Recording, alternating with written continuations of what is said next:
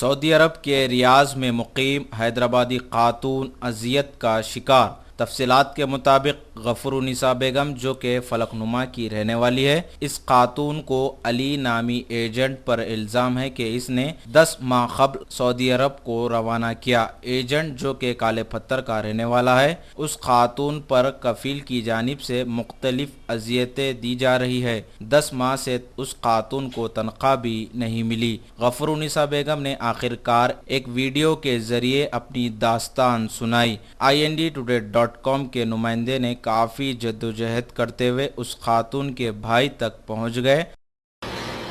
मैं गफरुन्निसा बोल रही हूँ, इंडिया की हूँ, हैदराबाद फलकनुमा की हूँ। मेरे को अली नाम का आदमी काले पत्थर में रहता, वो आदमी भेजा मेरे को। 10 महीने हो गए, मेरे को तनख्वाह नहीं दिया, अरबाब बंद करके रखा। बहुत मुश्किल से मैं ये रिकॉर्ड कर रही हूँ। मेरे को ये अली नाम का आदमी है, काले पत्थर में रहता, मेरे को इन्हें भेजा। मेरे को कोई, मैं बम्बई नहीं गई, मैं इन्हें मेरे से पासपोर्ट लिया, मेरे को 20 दिन के अंदर भेज दिया। रियाज में हूँ मैं, मेरे को अरबाब ये बंद करके रखा। मेरे को खाना भी नहीं है इधर। मेरी तबीयत बहुत ख़राब है 2 महीने से। मैं 10 महीने हुआ आके, मेरे को एक पैसा नहीं दिया, अकामा नहीं बनाया और मेरी तनख्वाह नहीं दिया।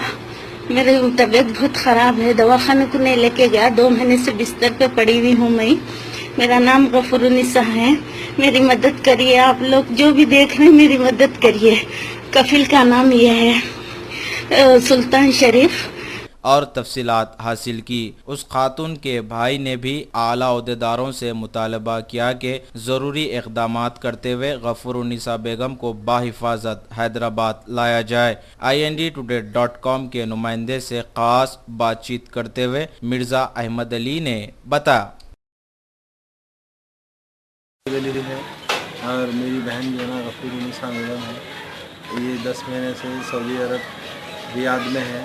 वो जो है ना काम के सिलसिले में गई थी, उसको एजेंट अली नाम का भेजा, जो अली नगर में रहता है।